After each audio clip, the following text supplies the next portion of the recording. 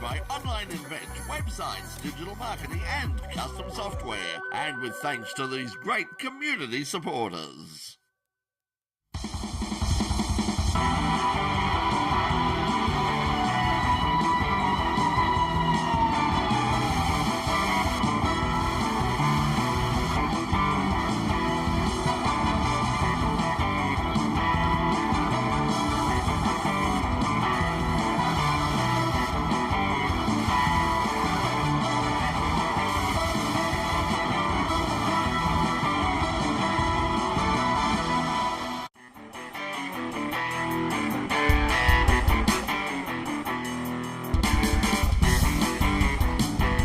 Hello everybody, welcome to another edition of Inpit Lane. Just my luck too, because I had a good hand there.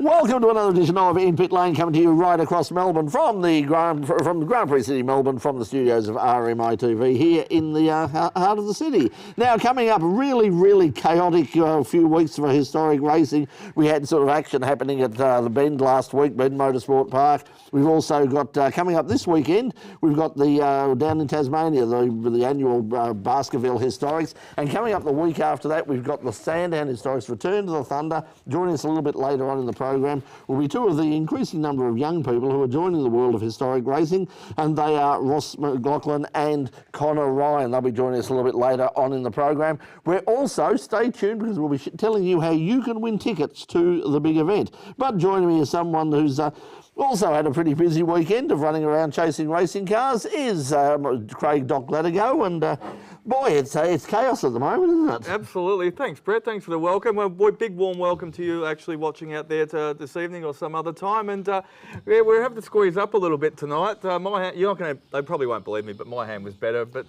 it's good to have a couple of young superstars coming on the show tonight and having a chat about coming up the Sandown Historics.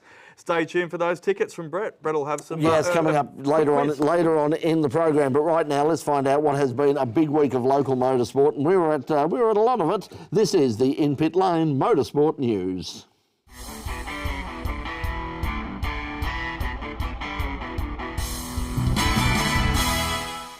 Well, Brodie Kostecki backed up his Bathurst 1000 victory by claiming his first Gold Coast 500 win on the streets of Surfers Paradise.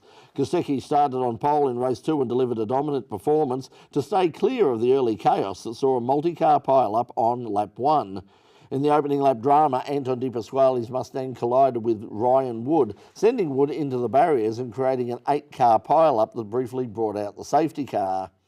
Meanwhile, Triple Eight Racing's Will Brown managed to hold off teammate Brock Feeney in a tense duel for second place, which keeps Brown on top of the series standings. Feeney remains Brown's closest and only rival in the race, trailing by 180 points with just one round left to run in Adelaide. Ford drivers Chaz Mostert and Cam Waters were eliminated from the championship chase after both fell short of podium finishes. Waters, who won Saturday's race, had to settle for fourth after front-end damage to his car. Mostert lost valuable time in pit lane due to a refuelling error and dropped down to 11th place. The Supercars Championship will wrap up on the streets of Adelaide from November the 14th to the 17th, where the final battle will be between teammates Brown and Feeney to decide the title. Third-generation racer Max Gagan also wrapped up the Toyota 86 Series at the Gold Coast. Gagan, grandson of motorsport legend Ian Pete Gagan, qualified second and finished with a third and 2 second places, bringing his season total to 1,236 points. James Lodge won the weekend, securing pole position and victory in all 3 races. What a clean sweep. His performance lifted him to the season's runner-up title and the award for Most Improved Driver. Brady Owen, who led going into the final round, had a tough weekend, finishing 26th in race 2 after a collision, but recovered to finish 3rd overall. Well, another Australian Championship was awarded last weekend a little bit closer to home with the running of the Australian Hillclimb Championship at Bryant Park just outside of Yallourn. The event attracted competitors from all over Australia and with free admission, a good-sized crowd saw the win head north, with a New South Wales driver taking the championship honours. If there was a fan favourite at last weekend's Australian Hillclimb Championship at Bryant Park, it was probably Dean Ty's Star Wars-themed racer. Unfortunately for the Queenslander, the force was not with him, and the weekend belonged to New South Wales driver Dean Amos, who set a brand new track record on his way to the title. Amos was the only driver all weekend to drop under the 50-second mark to take the win from local driver Brett Hayward and Ty. Second one now, so that was much harder than the first one, so yeah, really happy with the weekend. The track is quite difficult actually. It's a bit wild, to be blunt, and yeah, it took me a few days to get my head around it, but I think we got there in the end. It's an English-built hill-climb car. It's a 2006 model, so a GR55B. Runs a Nicholson McLaren V8 engine in the back, so that's 650 horsepower and it weighs about 465 kilos, ready to race, so yeah, good power to weight. Once again, volunteer officials were stretched to capacity on the weekend, with another major event across the other side of the city as the final round of the Victorian State Championship roll into Calder Park. For a change, competitors and spectators were treated to some fine weather and some great racing. Won out again for recent in-pit lane guest Travis Condon in the green Corolla. After 3 great races, Condon took the overall sports sedan win ahead of Francis Habib in the XHR2 Commodore and race 1 winner Dean Cam in the Trans Am Corvette. In Formula V, Lee Partridge led home Ash Quidington, taking 2 races to 1, including Sunday's feature race. Royce Lane swept the card, winning all 3 races in the BMW Driver Cup, while Mark Verdino just edged out Cameron Bella in the Porsche 944 Challenge.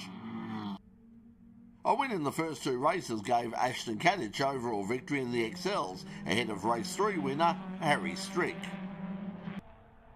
A win in the feature race saw Bradley Vaughan come out on top in the saloon cars, with Philip Chester winning all 3 MG races. Ryan Woods won the Dallas Crane Trophy and all 3 HQ Holding races.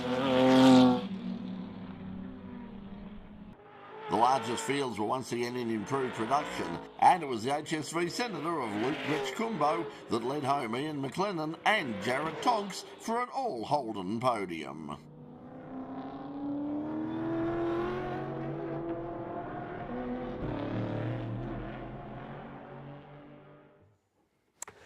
You're watching In Pit Lane. We're going to take a break right now, but when we come back, not only will we have our special guests in, Ross McLaughlin and Connor Ryan, but also we'll give away tickets to Sandown, and we have live music from Murray Johnson from Bermuda Shades. Bermuda Shades. I knew I'd mess that one up. You'll be catching up with him in just a moment. Don't go away. We'll be right back. Get the phone ringing for your business with website development and SEO services from Online Invent. Visit onlineinvent.com.au. And thanks for joining us in this little short break, but we can't do In Pit Lane without, some sponsorship. We just can't exist these days. And, well, once again, our thanks goes out to Online Invent, the Melbourne-based team specialising in custom web development and digital marketing. Since 2007, Roy and the gang, they've been helping out businesses get online with sleek, responsive websites. SEO, what's that stand for, Brett? Search engine optimization. It does. I'm glad you made me look that up a little while ago. That drives visibility and custom software to boost efficiency. Roy Allery of Online Invent is a huge motorsport fan, so he talks your language and understands the online marketing needs of your business. I mean, he really gets it. He knows what you need, especially for motorsport, or probably broadly right across all sports, because he's obviously well experienced since 2007, as we said. If you're looking to elevate your brand with a website or online marketing upgrade, Online Invent is here to help. Find out more at onlineinvent.com.au or arrange a free consultation today and see what they can do for you. He's free, he'll make time for you.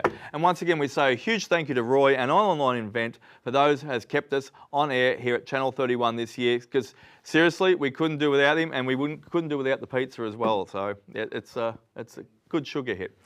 Very well. Thanks again to Online Invent. Now, tonight's musical guest is Murray Johnson from the band Bermuda Shades. Now, the launch party for their brand new album, Caricatures, will be this Saturday, 2nd of November, at Creature. That's at Lygon Street, Brunswick East, from 6:30 to 7:30. Not bad decisions this week? Not the bad decisions bar this week. They'll also be, speaking of bars though, they'll also be at Bar 303 Yes, we have applied bar 303 on Saturday, 14th of December. You can find out more about the band at Bandcamp, Spotify, YouTube and iTunes. Also on Facebook as well. But right now, joining us solo tonight is Murray Johnson from Bermuda Shades, and this is Murray's song with Olivia.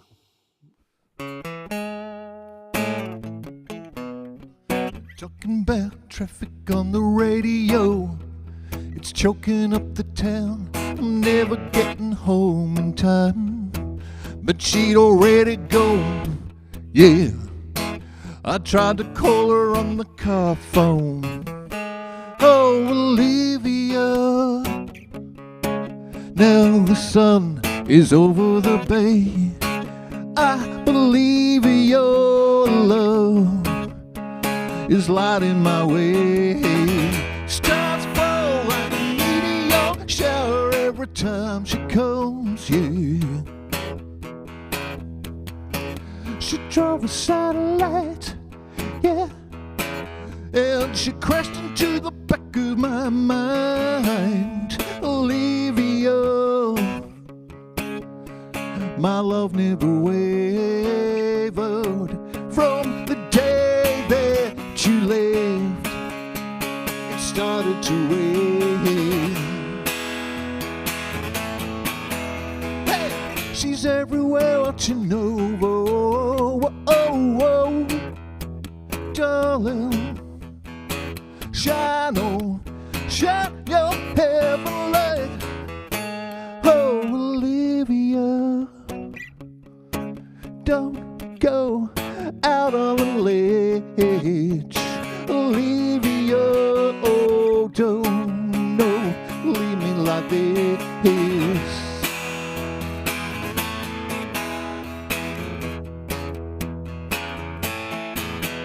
They said she's got a light up in heaven. They said she's gonna shine it on me. And I'm shaking like Harry Belafonte, but it's hard to handle. And down on my knees, can't get up, can't sleep. And I'm on edge, and I'm good for nothing. I'm out of my head. Ooh, you better. Yeah. Dance, dance, Olivia. Dance, dance. Yeah. Dance, dance, Olivia. Dance, dance.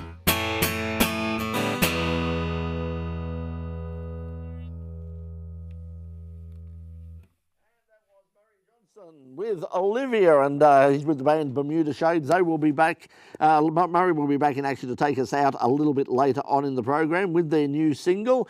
But yeah, stay tuned for that. Also coming up a little bit later on in the program, we will have our giveaway for tickets to Historic Sandown. So we're just going to let Doc get back into position, because Doc's run over to grab a camera. Once again, we're very short on camera, because somebody came up to me on the weekend and said, just walked up and said, actually it was the shopping centre, and said, a bit short on camera ops on the weekend, were you? So yes, we're still short on camera ops, but Doc is jumping up and... Oh yeah, but I was taught by a thorough professional like yourself, so why not use those services when they're available? I would get up myself. By the time I walk over there, by the time I put on my glasses, by the time I realise what day it is, it'll be tomorrow. So I don't. So I didn't hear it. So you want your glasses? Yeah, hello. Yes. Bit that way at the moment. Nah, it's all right. You've as I said, you've taught me at the art of it, so why not use it? And the musicians appreciate it. There we go. Now, as I said, speaking of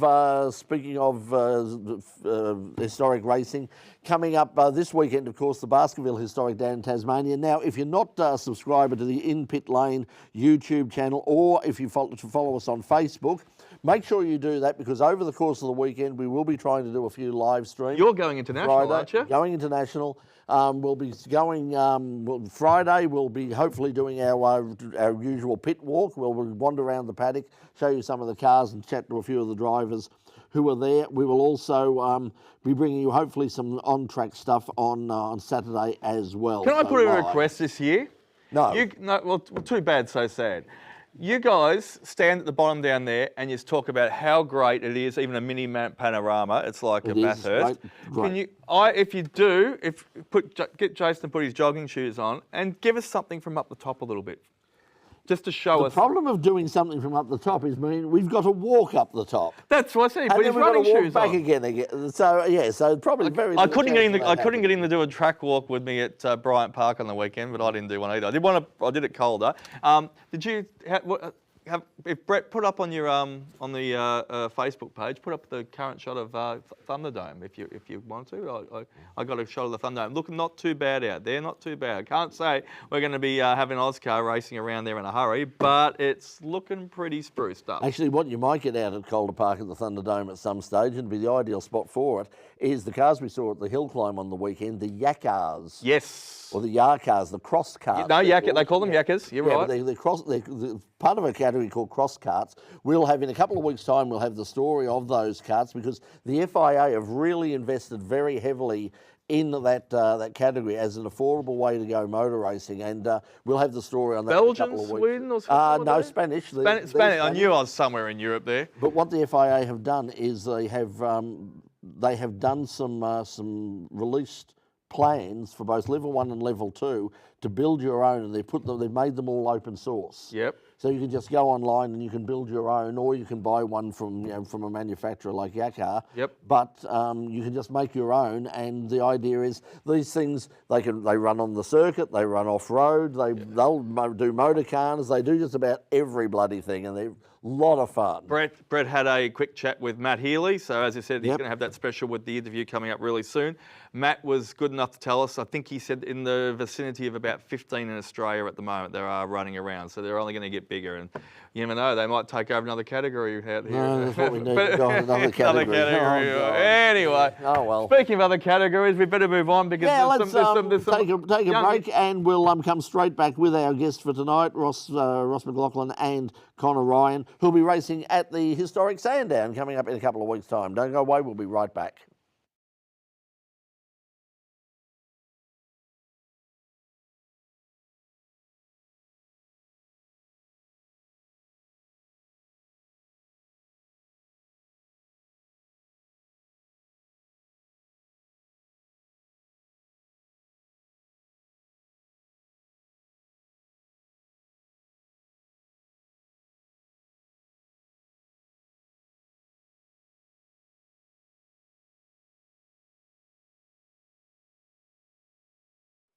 Welcome back to In Pit Lane on Channel 31 Melbourne, and of course the In Pit Lane YouTube channel. Now, coming up in a couple of weeks' time will be the historic Sandown. It's one of the highlights of the local motorsport year.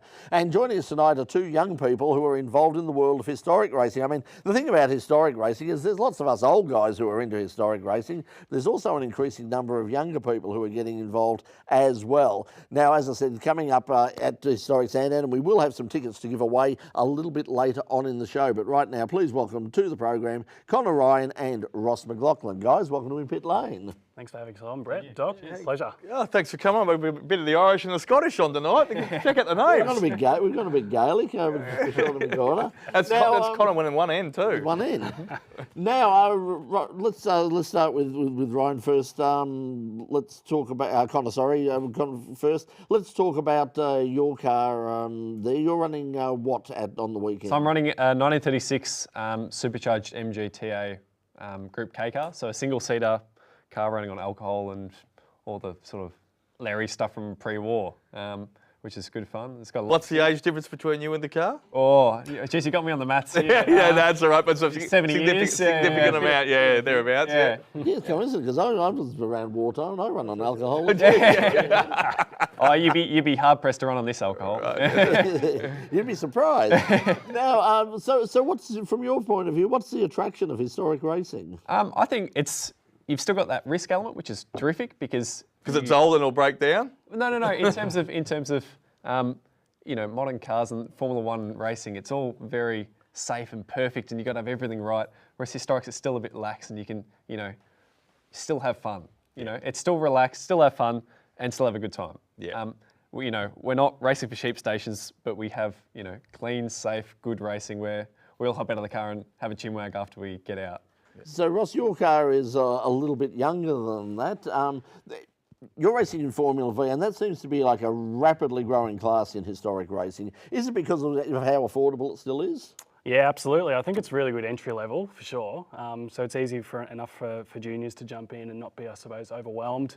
But there's obviously a cost element that we obviously know with historic racing as well. And yeah, I suppose those things combined make Formula V and historics really appealing to young and up-and-coming people that are interested. You've both been involved for many years as well, and this relates to what you were just talking about. So 10 years, I think, the vicinity you guys have been racing in it. Yeah. So you said the cost element there. Are you still able to race the amount of same races you have previous years because of the VHR and being a member, and it's still affordable as well too? Yeah, definitely. Like we've still got plenty of access into our events, or our 4 key events, and no doubt it was a bit of a wake-up call when we got to the end of our junior tenure and we had to start paying for our events, and that was one of the real great benefits. Well, seniors is $5 more than juniors. No, our juniors get free entry and free garage at all of our race meets. I think we've mentioned that. Yeah, we had that with Abby and her brother last year. And Josh Lowing as well. Yeah, so exactly. It's great incentive, isn't it then? Yeah, it's terrific. And we've both been on it, you know, when we were running. You were 25 and still on juniors. No, I'm 26 now, but when we were still juniors under the age of 21, we were both using it every race meet, and it was a big help. Yeah. Big I think a lot of people are involved that have families or fathers that are competing, so once you start adding up all of those costs, it really makes a huge difference. Yeah. And it's clearly worked for us too, so we're still going and kicking around in this. Well, quickly while we're on the cost, I'm going to cut Brett off here. What's it cost for a set of tyres for your old MG? I don't know. I haven't bought one for. The tyres on it are pretty old. It's still got leaf springs, so putting a new set of tyres on it's not going to make that much of a difference. Now, apart from yourself racing on at Sandown, we've got some big fields, and they always sort of go out of their way to. Sandown's really different from the rest of the historic meetings. I think it's more sort of a celebration of more the era of Sandown. It's more sort of your 60s, 70s, 80s, and that sort of thing. So, apart from the categories that you guys are racing, what can we see out at Sandown in a couple of weeks? Yeah, it was, like you mentioned, obviously there's a big nostalgic element to Sandown and back into those thriving eras. Yeah, so they're returning and conducting a bit of a feature race to Tourist Trophy race, where they're doing a bit of a commemoration to the original Tourist Trophy race from Albert Park in 1956, won by Sterling Moss in a Maserati. So they're basically mixing a few sports racing cars together from all elements, I suppose, from the 50s up to the 80s, under 2.5 litre. Under 2.5 litre, mainly all normally aspirated, unless the cars ran supercharged in the period. Are they inviting cars that it might come out of the woodwork, a bit of bling? Yeah, there's a few things which have come out. Yep. Yeah, so it was by invitation, and correct. I guess that was something they wanted to target and have as a bit of a novelty for this event. And then, of course, we've got the 5,000s that are running, and we've got 12 of those. Yeah, that's a surprising turnout for the 5,000s. I mean, it's hard to get and we also have some 5,000s in action at Baskerville on the weekend, so some of those cars probably, certainly Bill Hemming and Paul Zasrin probably coming across to run Sandown as well, I would imagine. So, and of course, 5,000s in Sandown, they're synonymous, aren't they? Correct. And this meeting for us has always been a 5,000 meeting, so it's always good to have them along with their own race. It wouldn't be a Sandown without the 5,000. You've got to have the loudest cars going around the middle of Melbourne as much as possible to annoy the neighbours. Yeah. And we've also got Formula Ford, which is pulling in 22 entries. And in fact, one of our competitors in Formula Ford, Dean Koutsamides, is sponsoring the event with Equity One, which we're very thankful for. Cool. So yeah, it'll be good. It's going to be a good event, and everyone in Melbourne should get down there. Because it's only down the road, and you can catch a train there, which is even better. And that's always been the thing about Sandown. That's why it's been so important, I think, to try and save it, because I've told the story before. My first meeting was at Sandown. I wanted to go to Calder to see drag racing, and we didn't have a car. We just simply could not get to Calder. And it was like, Dad said, well, the only go to Sandown. It's like, oh, okay. You got those splinters out of your bum yet as well? Yeah, for those days. But no, the seating is absolutely wonderful these days. But the facilities, there's so much room there for everything, isn't there? A lot of the car clubs get behind the event as well, though. go to, and they're all invited. I'm sure there'll be a lot of cars up on Red Hill as well, a lot of car clubs and all the rest of it. Also, letting people know that I'm hoping it's going to turn up. Entered is a car that raced at the World Endurance Championship, or the World Sports Car Championship round that was held at Sandown, a Lola 610. I believe that's the ex-Bob Gill car, which we did a story on many, many moons ago when it was bits all over the place. Might be time to do a refresh. It's apparently running there on the weekend as well. So that will be sensational. Correct. And also touching on the history of Sandown, it's one of the only tracks where the grandstand is a heritage listed building. Yeah. And where else are you going to race in the world that, you've got a heritage listed grandstand at your own racetrack? I always say, I remember when Tom Kendall, the American Trans Am racer, came out to race with Dick Johnson Racing years ago, he looked out of the window up from one of from the media centre there and just looked across and said, my God, what we'd give to have a track like this in America. Yeah. So there you go. So it's a very famous track. Now we will have some tickets to give away, guys. Good luck with the racing on the weekend. We look forward if people go out to see you. I'm sure if you come up and say hi, you'd be welcome to that, and happy to talk about the car and all the rest of it. 100%. And any kids that want to hop in cars, where most of the competitors are happy to put kids in cars to have a sit around and How good are these two ambassadors? How good are these now, two? remember, we are talking in the Dandenong area, so putting kids in the car is a bit dodgy. They could drive away in them. Good luck trying to get one started. Thanks for joining us. We're going to tell you how to win tickets to Sandown in just a moment, but I'm getting the wind up now, so we're going to take a break on In Pit Lane. When we come back, we'll have more international news and tickets to Sandown. We'll be right back. Get the phone ringing for your business with website development and SEO services from Online Invent. Visit onlineinvent.com.au. Yes, once again, thank you to Online Event, and also thank you to our Patreon supporters as well. We really do appreciate everything that you're doing for us to try and keep us on the air right now. It's very important to get behind us. As I said to people on the weekend, lots of people at the hill climb came out and said, "Look, we're only here because of you guys. We had no idea." It was people who lived in the area said, "I didn't know that this actually was here. I didn't know that this was happening." And you were with us. I concur sincerely. I was at Calder for the whole day, and officials galore, and spectators were coming up and saying, "Thank God you guys do this sort of stuff. We look forward to watching us every week." And it's just fantastic. The feedback was incredible. Yeah, and we'd like to keep going, but of course it is very difficult. It is very, very expensive in both time and particularly money nowadays. So if you can support us, we would really appreciate it. Just go to patreon.com/The Pit Crew, and you can join the In Pit Lane Pit Crew, and we would really appreciate that. Now, we're gonna come back in just a moment with more international news, and also we'll tell you how to win those tickets to Sandown as well. So we're going to take a quick break now. Don't go away. We'll be right back. Just stay there, guys.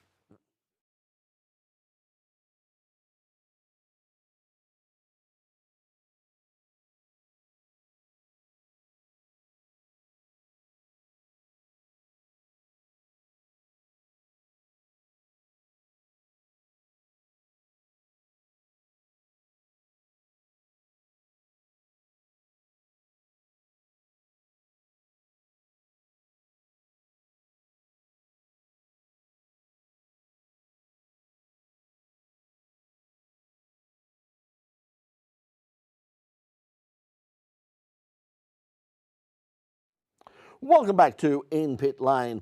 Well, we're going to be giving you a chance to win tickets to the historic Sandown meeting this week on the program. If you would like to win tickets to the program, it's very simple to do. We're going to give away 4 tickets. I don't know, VHR, I don't know we're giving away 4 tickets, but we're giving away 4 tickets. So if you'd like to win tickets to the Sandown Historic in a couple of weeks' time, just send an email to theshow@inpitlane.com and put in the subject, Sandown tickets or something similar.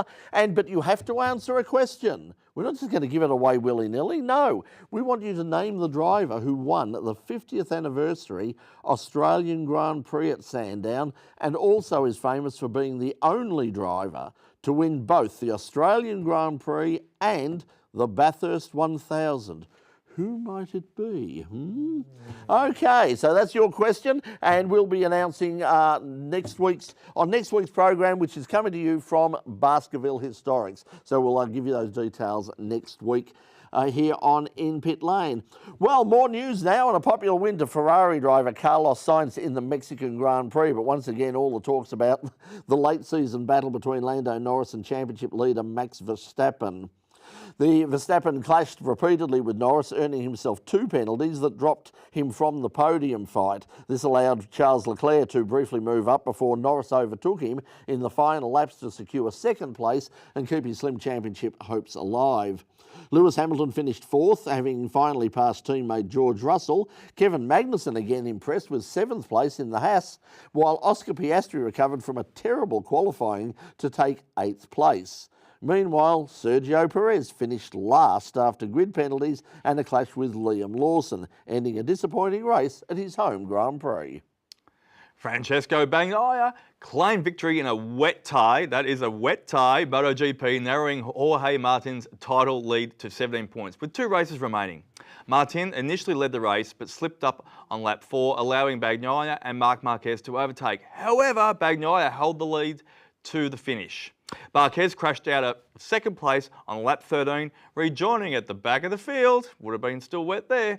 Martin recovered the finish second, while rookie Pedro Acosta passed Jack Thriller Miller late on to secure third. Miller finished 5th, again showing his fondness for a wet track. Fabio Quartararo's strong start ended when he was taken out by Franco Morbidelli, who later crashed. The penultimate round of the championship takes place in Malaysia this weekend. Back to you, Brett. Well, it wasn't a huge weekend of international news, but there's always NASCAR, thank God, and the race at Homestead, Miami was a thriller.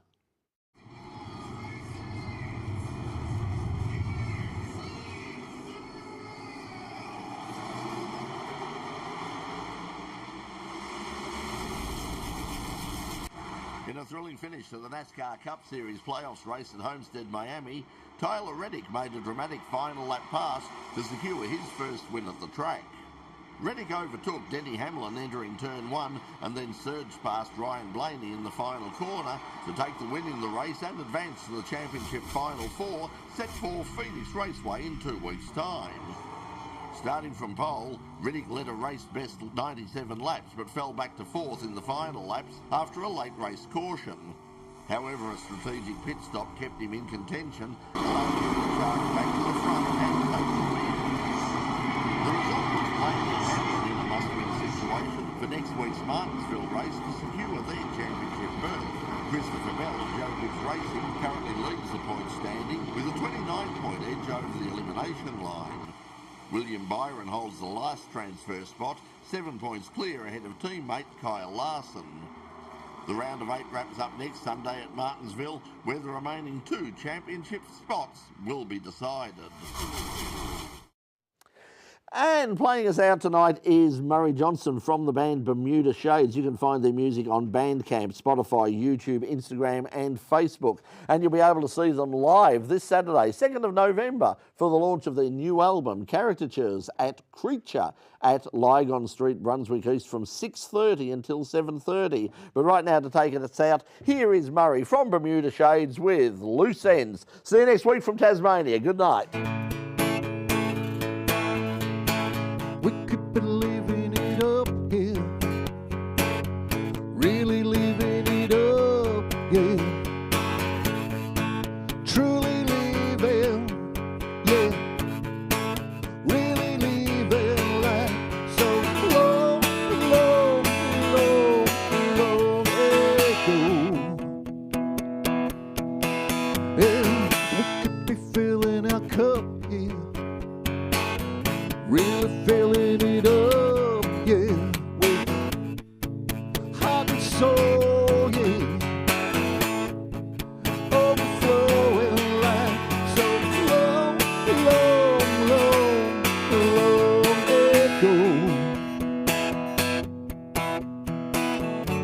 We should have listened to our own minds. We heard the bells all ringing here. Oh, yeah. We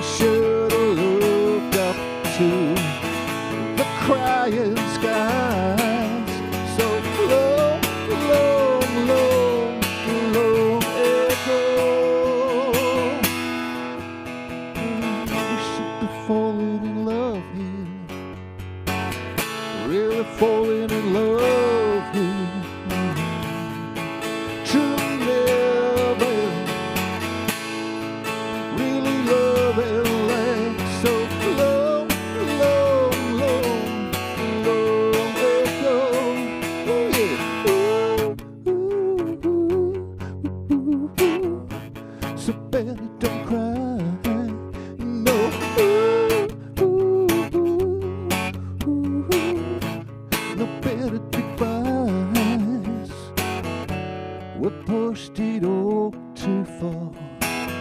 We don't know why.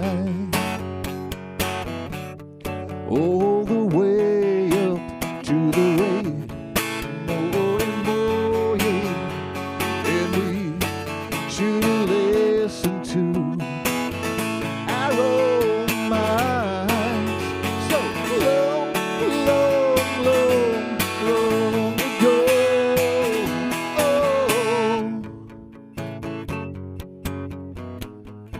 So better don't cry.